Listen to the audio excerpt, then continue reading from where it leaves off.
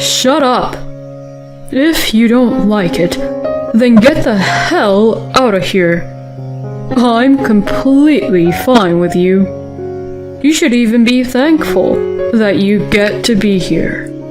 My husband, Jim's words were so unreasonable that I couldn't really understand his point.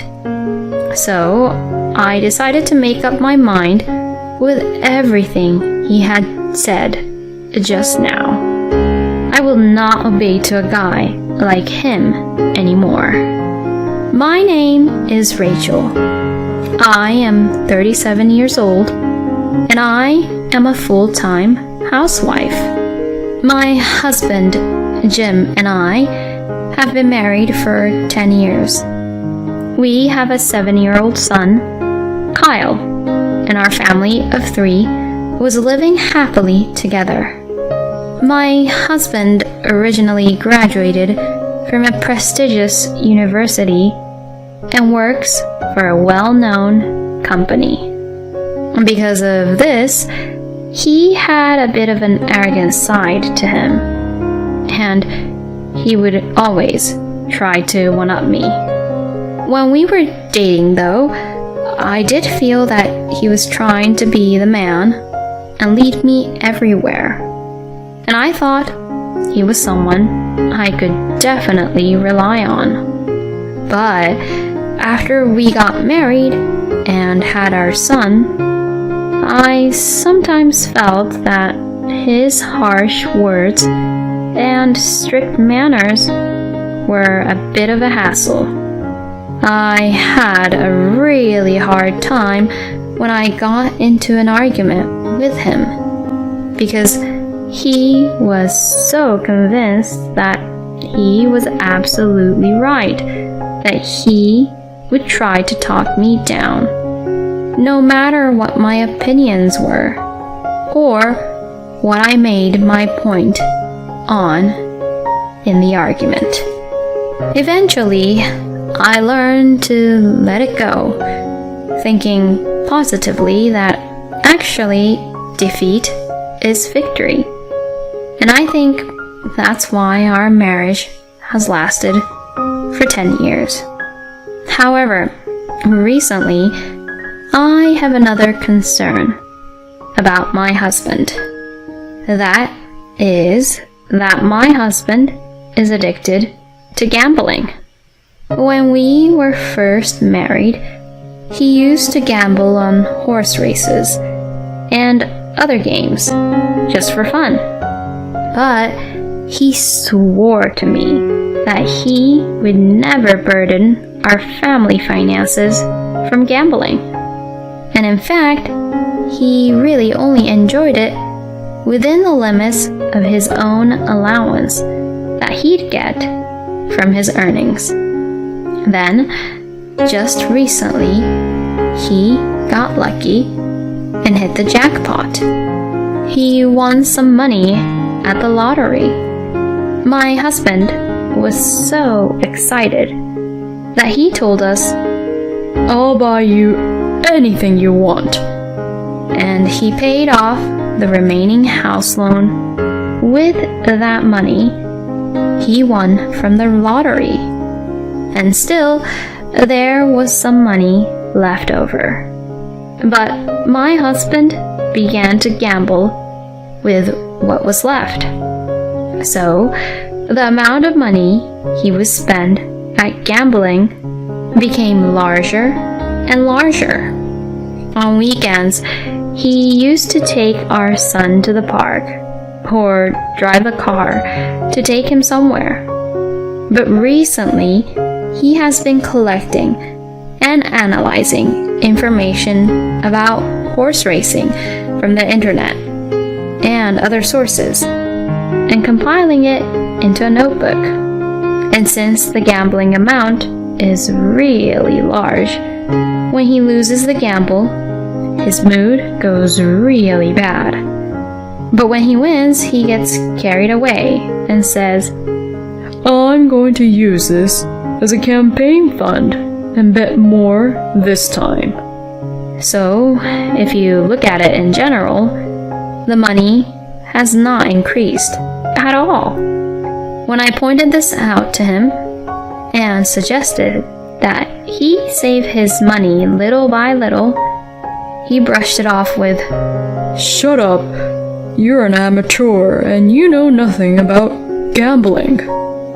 like this, he does not listen to my opinion at all. My husband, who is completely addicted to gambling, gradually stopped providing any money for the family's living expenses. So I started working part-time and tried to save money every day. During that time, my husband's arrogance and unreasonableness became worse, and he started making strange accusations such as, Your cooking has been so lousy lately that I couldn't think straight and lost the bet. my goodness, how could he even blame his luck to me and my cooking? Well, I guess my cooking is getting crappy because Jim's not providing enough so that we can eat better. Then one day, the unthinkable happened. I was about to go out when I noticed that my favorite bag was missing. No matter where I looked, I couldn't find it. What? Did we get robbed? Or, no way. With that thought in mind, I asked my husband, Have you seen my bag that I use? Then to this, my husband answered simply, Yes, I sold it. That bag was given to me as a birthday present by my husband when we were dating many years ago, and I had loved it for many years. This really pissed me off, and I asked him, Why would you sell it without even asking me for my permission? You're unbelievable. And I was furious at him. To this, my husband got annoyed and got angry and said, What? It doesn't matter. I bought it for you, so it doesn't matter if I sell it. I was so angry that after that, I stopped talking to my husband. I thought I would intentionally cook something crappy for Jim. But for my son, I would give something nutritious to eat. And when my husband came home from work, I would only serve him something really crappy. For instance, I served only a cup of noodle or just a bread and butter on the side. When my husband noticed and got angry about it, I laughed a little. I was still angry at Jim though, so I treated him that way for a while.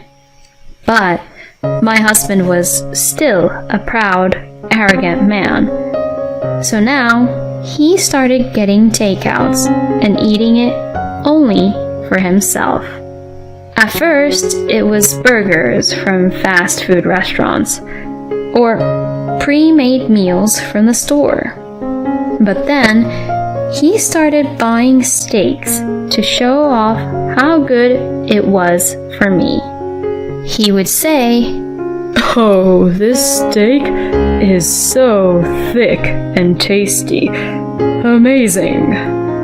and try to rub it in. And I felt that he really was an immature human being. And my affection for him cooled off at once. In the midst of all this, there was another incident where my husband sold my things without my permission. This time, it was rings, jewelry, and other expensive things. When I got angry with him about it, he snapped back at me again. Shut up. If you don't like it, then get the hell out of here. I'm completely fine without you. You should even be thankful that you get to be here. My husband, Jim's words, were so unreasonable that I couldn't really understand his point. So I decided to make up my mind with everything he had said just now.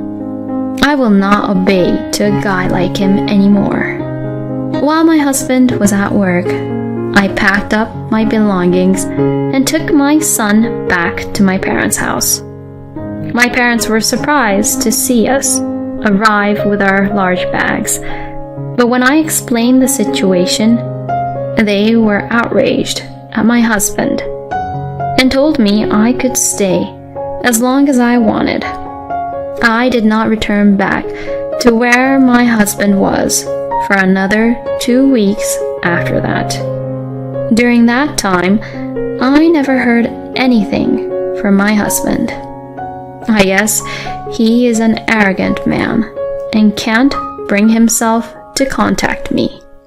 And when I thought like that, it annoyed me so much that if that was the case, I decided to stay at my parents' house even more. It was really easy and comfortable to live at home because my parents would take care of my son during the day, and the housework would be done in no time if I shared it with my mother. I also realized how much easier it was emotionally by not being with my husband. I wish I could get a divorce now. These thoughts were growing stronger day by day. But I can't decide everything on my own. Even if he is a lousy husband to me, he is the only father that my son has. So I decided that I would talk to my son about it. You know, I don't think I can live with your father anymore. And I've been thinking of not living with him permanently anymore. And as your mother, I want to live with you, Kyle. But what would you want to do, Kyle? After thinking for a while, Kyle said, I want to live with my mom too.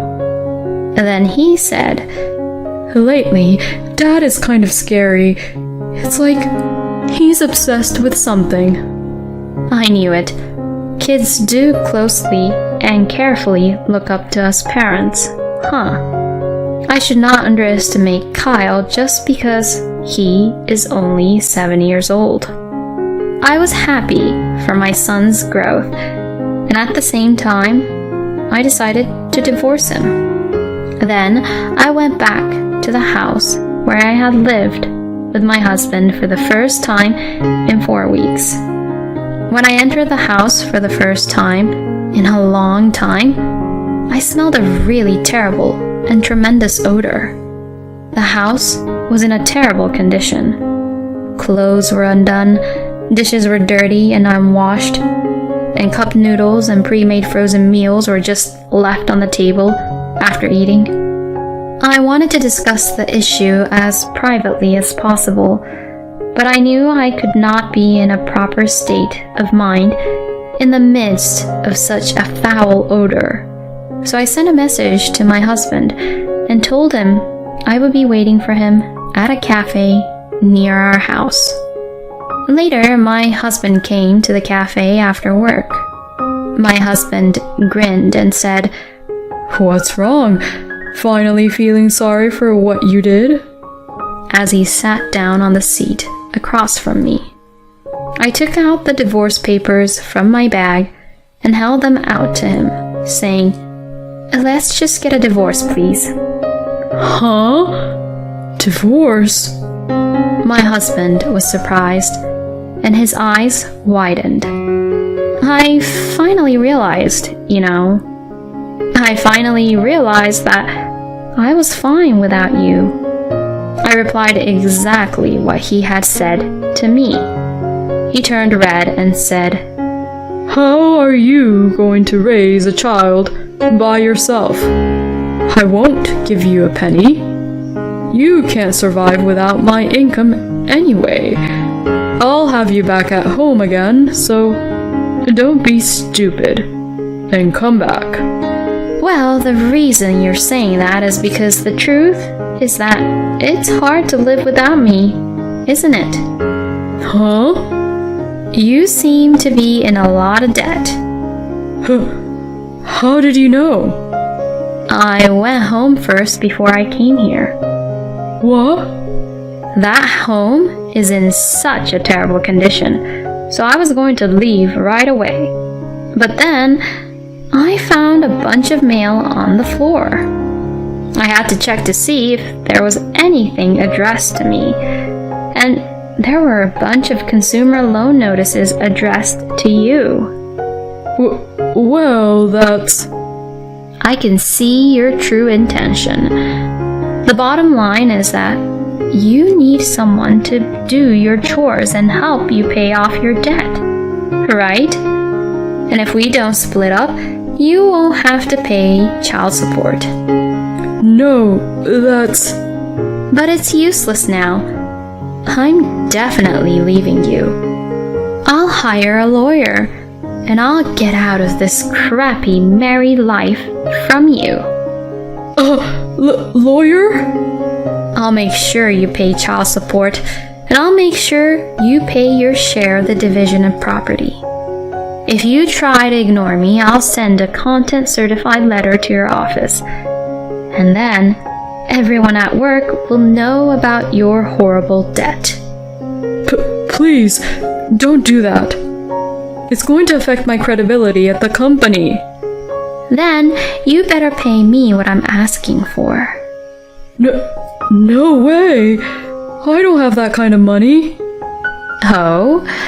You have a house that you use the lottery money to pay off all the loan. Why don't you just sell that house? What? If I sell that house, I'll have nothing. I don't care. Anyway, I won't forgive you anymore. You'll pay what you owe. With that, I left the cafe, leaving my distressed husband behind. I then demanded a divorce from my husband through my lawyer. My husband, who is completely livid with me, meekly signed the divorce papers. And of course, I demanded child support and property division. My ex-husband eventually sold the house and gave me half of the money. He also paid child support with the remaining money he had. My ex-husband paid the child support and used the remaining money to pay his debts, and in the end, he managed to pay them off. However, he is now completely penniless and has lost his house, so he now has to live in a cheap apartment to save money. However, getting rid of addictions are really difficult, and it seems that gambling addiction cannot be easily cured. It seems that my ex-husband got into debt again, and even his workplace received notifications and calls from the consumer loaning companies, and eventually his debt was found out. As a result, his bosses saw it as a problem, and he was never able to get ahead in his career again. I don't know how my ex-husband, filled with debts, is doing now, but he has a restraining order against our family, so we are safe as of now. On the other hand, my son has grown up very well and seems to have made a lot of friends at school here. I have been hired as a full-time employee at my part-time office job, and my income has gone up drastically, which I am really grateful of. I would like to continue to work hard as a single mother, watch my son grow up, and live happily with my family. Thank you for watching until the end. Please subscribe to our channel. See you in the next video. Some children possess mysterious power. These abilities can range from precognition to hearing voices in their heads. My beloved daughter is no exception. One time, as my husband was leaving for a business trip, she tearfully cried out, "Daddy, don't go! It seems like the place you're staying with the women today will catch fire. He left it off, wondering if she had seen it in a dream. He would later regret not believing her for the rest of his life. My name is Kathy, and I am 31 years old. I used to work as a chef in a restaurant where I met my husband Jason, who was 5 years older than me and worked as a salesperson for a food manufacturing company. And we got to know each other during meetings. We hit it off. And eventually he proposed and we got married. I continued working for a while after getting married, but I quit my job when I gave birth. Our lovely daughter Sandra is now 5 years old. Raising her has been challenging, but she is so adorable, and every day is incredibly fulfilling. Jason, who works in sales, often comes home late, and by the time he arrives, our daughter is already asleep. In the beginning, he used to peek into her room to catch a glimpse of her sleeping face, and I would gently scold him, saying, "Don't wake her up." However, lately, he hasn't even been doing that. The most challenging period of raising kids is up until the age of 3. Although he was busy, Jason didn't help with childcare even on his days off, and he would just laze around in bed. "Hey, I understand you're tired, but at least take care of her on your day off." I complained, but he brushed me off, saying, "What? I have to work even on my days off? When am I supposed to rest then?" I never got any break throughout the year, but it seemed like he adored Sandra. Although he never changed her diapers or fed her milk, he would only play with her when it suited him and buy her toys to win her affection. Despite spending more time with me, she would say, "I want to hold hands with Daddy." It sometimes annoyed me how she favored him, although he wasn't cooperative in raising her. He would occasionally take us shopping or out for dinner when he felt like it. I partly gave up, thinking, well, maybe this is what every married couple is like. And as for our daughter Sandra, from around the age of 3, she seemed to have some mysterious power or a slightly peculiar aspect. I'm currently pregnant with our second child, but before I knew I was pregnant, during the time when we went to the restroom together while we were out, she asked, "Mommy, is the baby in your belly a boy or girl?" A baby in my belly? Although we were trying to conceive, we hadn't been successful. I hadn't taken it too seriously. But when she mentioned it, I suddenly realized that my period was late. So I bought a pregnancy test just in case, and it indeed showed that I was pregnant. I became certain of her mysterious power on the day we planned to go to the shopping mall. Usually, she would be excited to go out, but that day she vehemently opposed, crying and yelling, "I don't want to go. No." Since she cried so much, we decided not to go. And it was a good thing we didn't. That night on the news, we learned that there had been an assault at the mall during the time we planned to go. I excitedly told my husband, "It's a good thing we didn't go.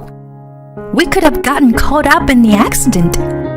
But he dismissed it, saying, "No way.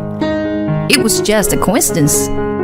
When we visited my in-laws during a holiday, she tearfully told her grandmother, "I see something cloudly in your chest. You should go to the hospital soon." Since she had predicted the incident before, I believed her. I explained the situation to my mother-in-law Ellen and suggested she have a checkup. But her response left me speechless. "How creepy! What kind of child is she? It's because of your poor parenting that she turned out like this.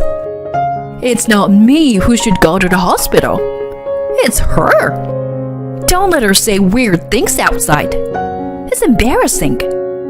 People will think she's creepy." I was at a loss for words at her harsh comment. Until then, I neither liked nor disliked her, but maintained a moderate distance since she was my husband's mother. But from that moment on, I started to dislike her. Later, we found out that she indeed had breast cancer. Fortunately, it was in the early stage and could be removed through surgery. But she said things like, "You don't really think Sandra predicted it, do you? It was just a lucky guess." But I knew the truth. Normally, she would avoid health checkups. But this time, she went for a breast cancer screening, right after my daughter told her about it. She must have believed my daughter's worst. If the discovery had been delayed, it might have been too late. Although I didn't want to see Ellen during this summer break, I decided to go because my sister-in-law Lisa, who is my age, was coming home, and I was looking forward to seeing her. "Hi, Kathy. Long time no see. How are you? And how's Sandra? How's your morning sickness?" "Well, so far, it's not too bad. It was terrible when I was pregnant with Sandra." "Lisa, it's been a while. Your belly has become quite big, hasn't it?" Lisa was also married and expecting her first child. Watching our conversation with a disinterested expression was my other sister-in-law, Kelly.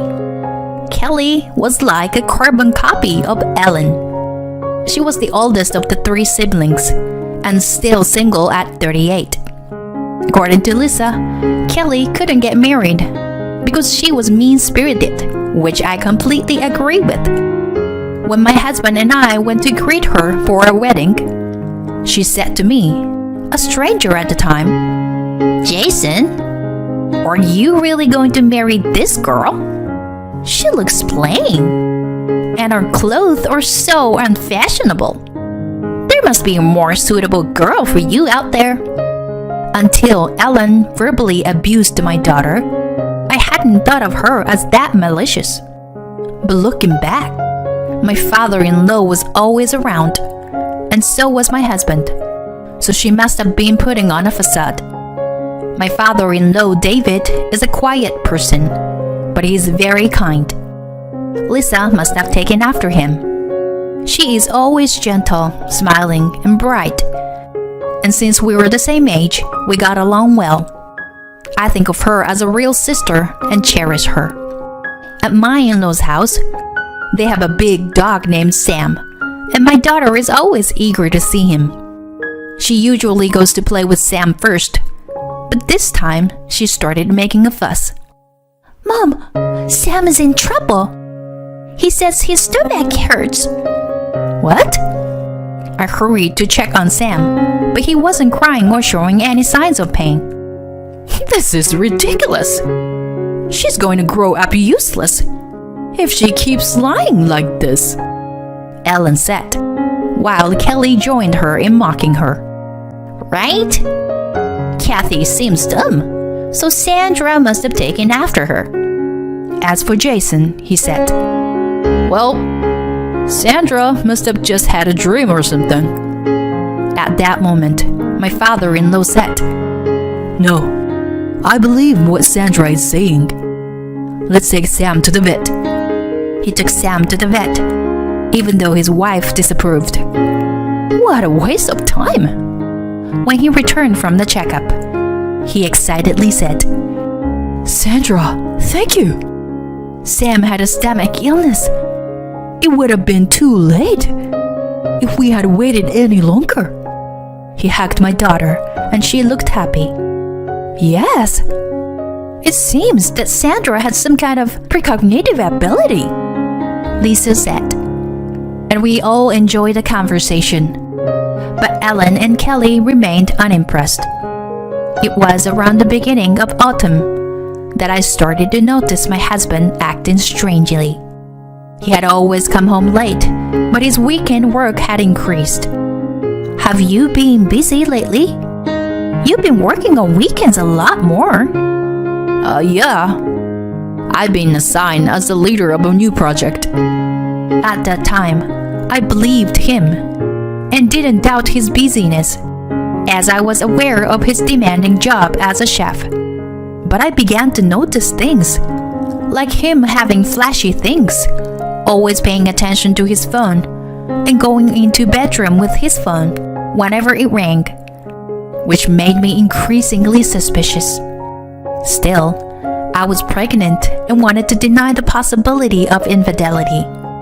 Meanwhile, I was busy with my daughter, prenatal checkups, and maternity yoga, and I had completely forgotten about my suspicions about Jason.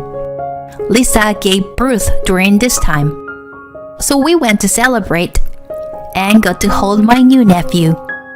Sandra seemed fascinated by the baby she was seeing for the first time. "The baby in your belly is a girl." "Wow, a girl, huh? I'm so happy." "You will have a little sister, Sandra." Although I didn't know the gender yet, I was confident it was a girl since she said so. Lisa also said, "I wish I had asked Sandra to predict the gender too. They had told me it was a girl, but it turned out to be a boy."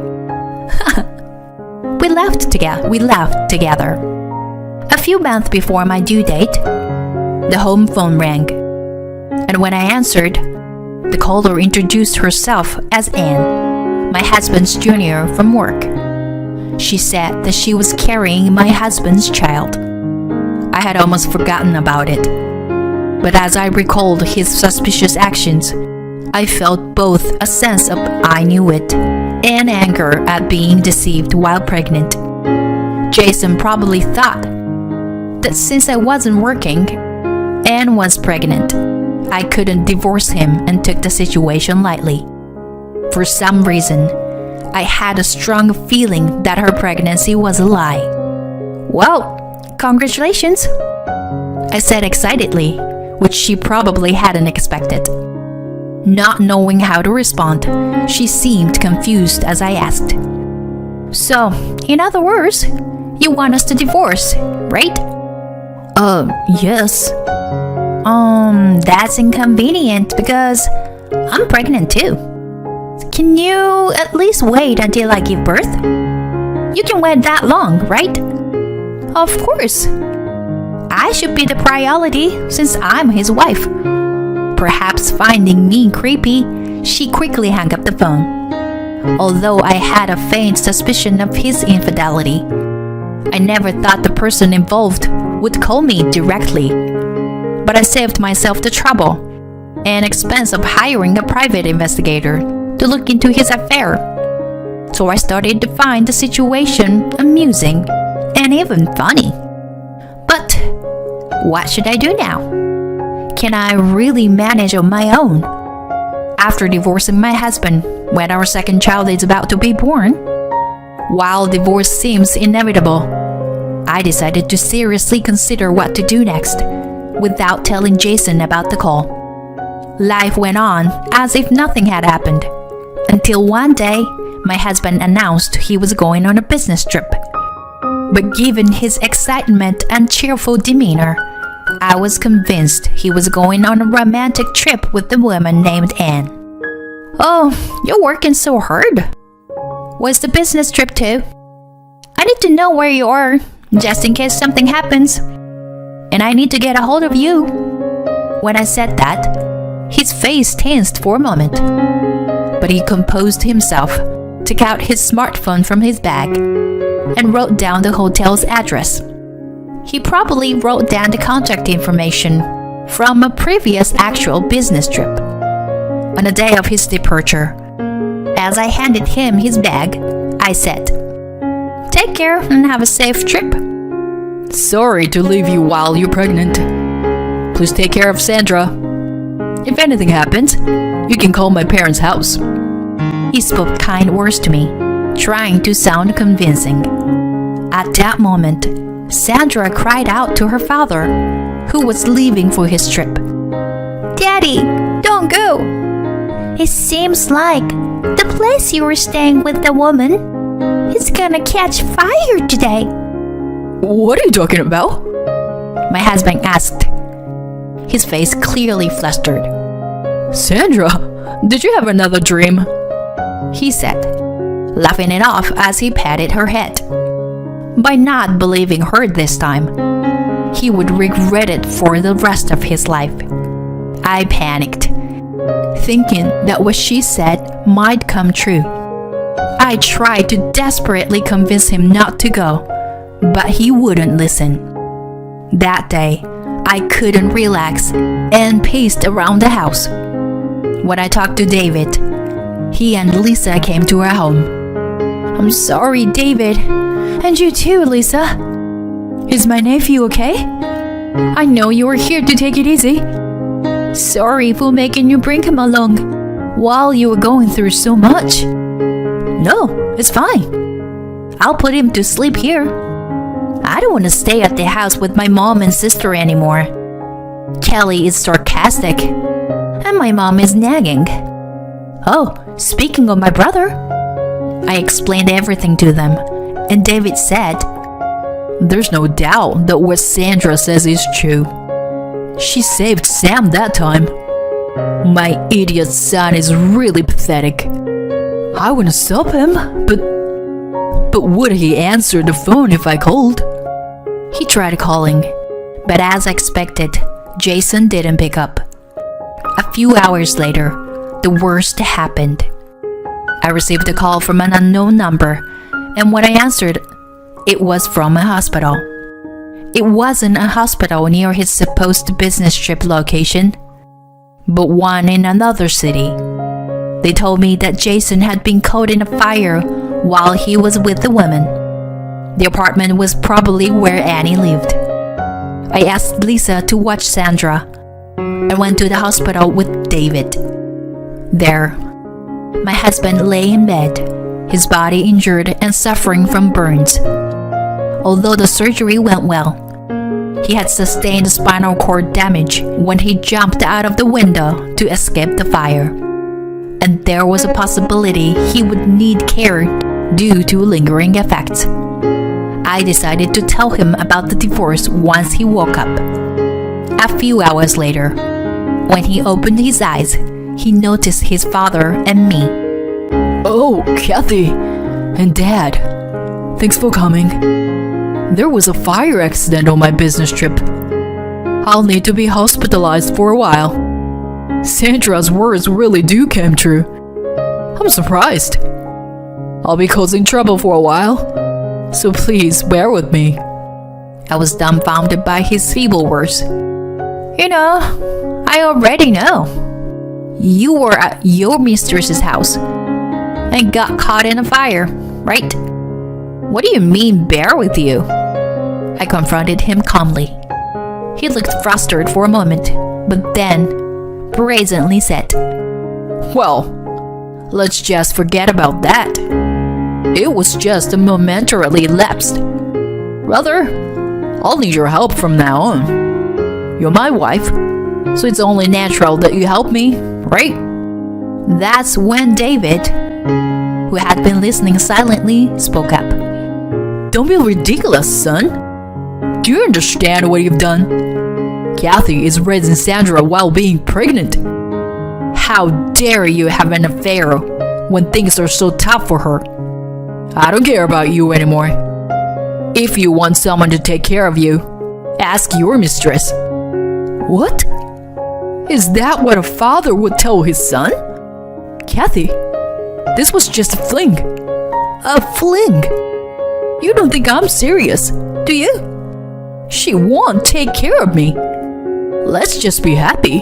Just the two of us, like we used to. We have another child on the way.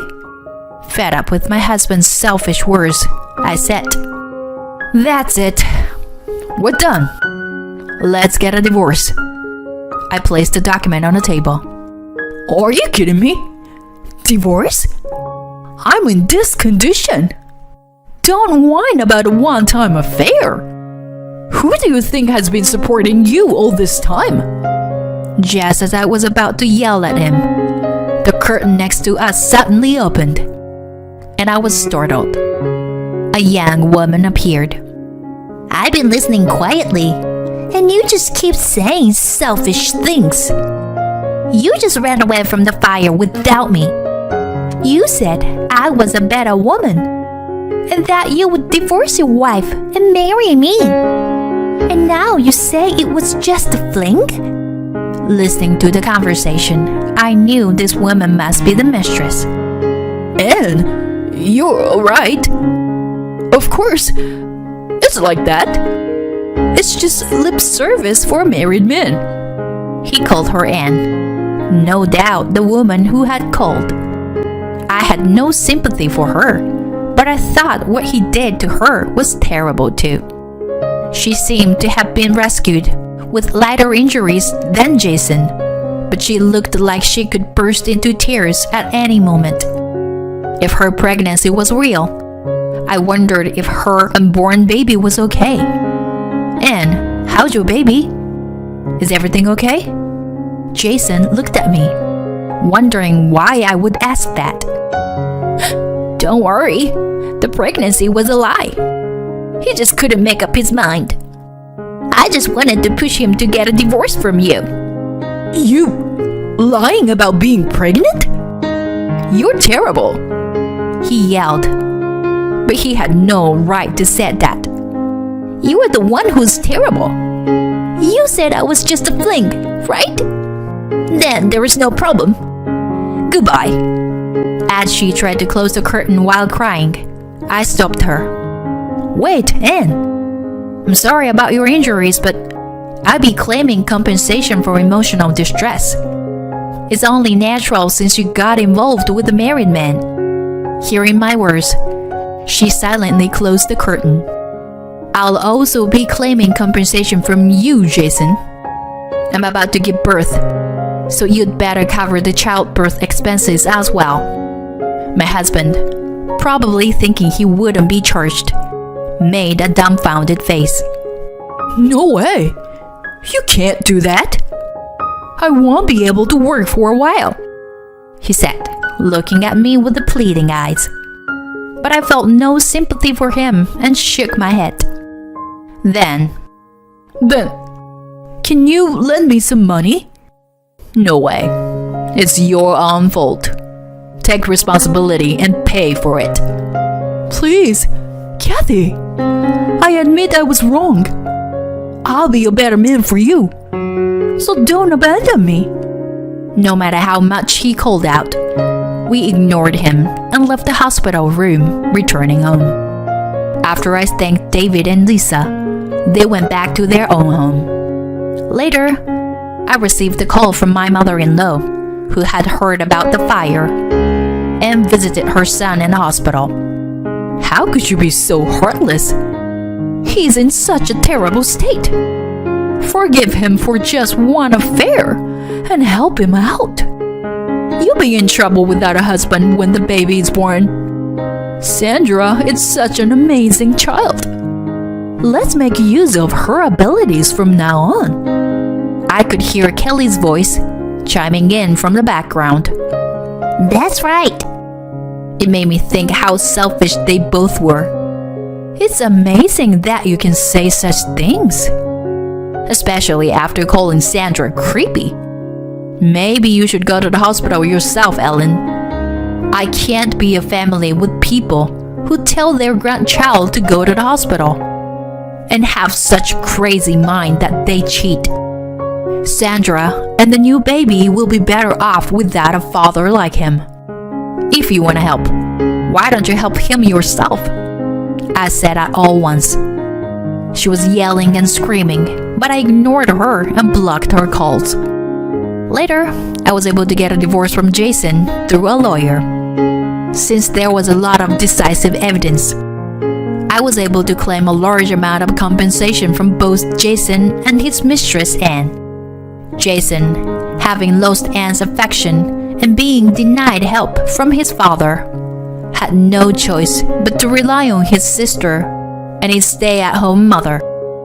However, Ellen and Kelly were kicked out of the family home. Ellen, despite being a stay-at-home mom, spent money recklessly and hurled verbal abuse at Sandra and Lisa. My father-in-law couldn't stand her defending Jason and told her he wanted a divorce. Self-proclaimed career woman Kelly was actually incompetent at work, but her boasting was top-notch. She had a bad reputation at her company and apparently didn't make much money. She didn't contribute to living expenses, didn't do housework, and just lazed around, constantly making snide remarks to Lisa, so she was kicked out too. Jason, who had cheated on me with a subordinate under the guise of a business trip, was demoted at his company and didn't have anyone to visit him in the hospital. He had a large debt to pay for hospital fees, child support, and compensation. With his now disabled body requiring care, he would likely struggle in the future with his moneyless mother and sister. At least he had someone to stay with, I guess. Moreover, I heard that he had lost his function as a man due to after effects. But I couldn't find it in myself to feel any sympathy for him. I gave birth to a baby girl. My father-in-law David apologized profusely, but he was not to blame for anything.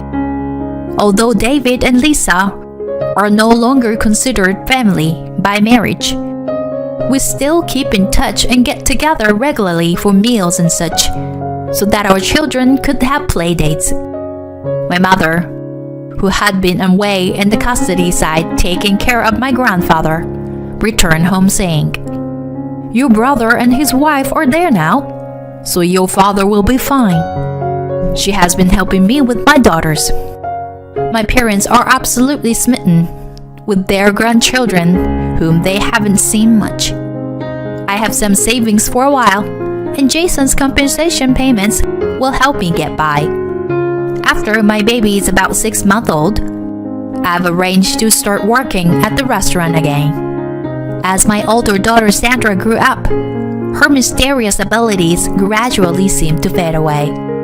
While I sometimes feel a little sad about that, I want to continue watching over the growth of my 2 daughters.